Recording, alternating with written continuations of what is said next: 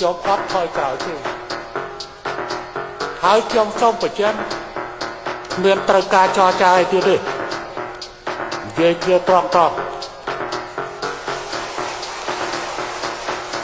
កុំហៅកម្ពុជាទៅចរចា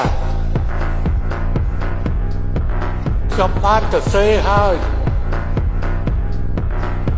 ខ្ញុំឲ្យសុនច័ន្ទផលបញ្ជាក់ឲ្យខ្ញុំឥឡូវខ្ញុំណោតយកមកកង់នេះកិច្ចព្រមព្រៀងមេកុង1995តម្រូវឲ្យភាគីហត្ថលេខីនៃកិច្ចព្រមព្រៀងជូនដំណឹងដល់គណៈកម្មការទន្លេមេគង្គមុនពេលចាប់ផ្ដើមគម្រោងកិច្ចព្រមព្រៀងមិនតម្រូវឲ្យភាគីហត្ថលេខីស្វែងរកការពិគ្រោះយោបល់ឬការយល់ព្រមពីប្រទេសហត្ថលេខីផ្សេងទៀតប្រសិនបើយើងប្រើប្រាស់ដៃទន្លេមេគង្គ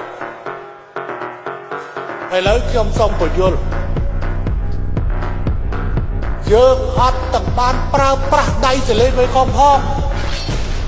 យើងប្រើប្រាស់ដៃនៃដៃទន្លេមេគង្គ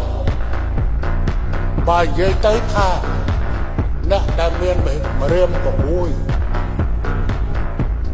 កូនដៃប្រែក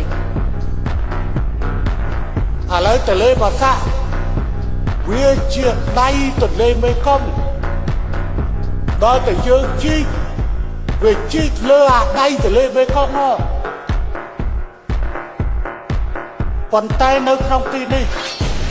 គេមិនចាំបាច់ឲ្យតារាពិគ្រោះយោបល់តារាទេបើគ្រាន់តែប្រើដៃទន្លេមេគង្គឥឡូវកម្ពុជាបានជូនដំណឹងនេះទៅគណៈកម្មការទន្លេមេគង្គតាំងពីខែ8ឆ្នាំទៅ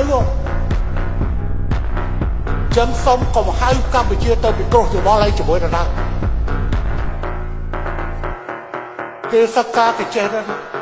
ជាង40នាក់នៃអ្នកបច្ចេកទេសមកសិក្សា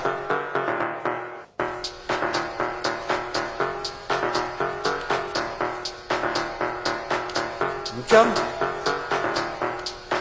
សិតថាហៅពិគ្រោះយោបល់ហៅស្អីឥ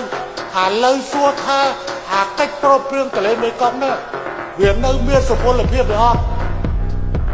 បើវានៅសុពលភាពមិនចាំបាច់ខ្វល់ទឹកចរចាជាមួយតារាទាំងអស់ចង់តមើអីតមើឯកសារនៅឯគណៈកម្មការមេគង្គ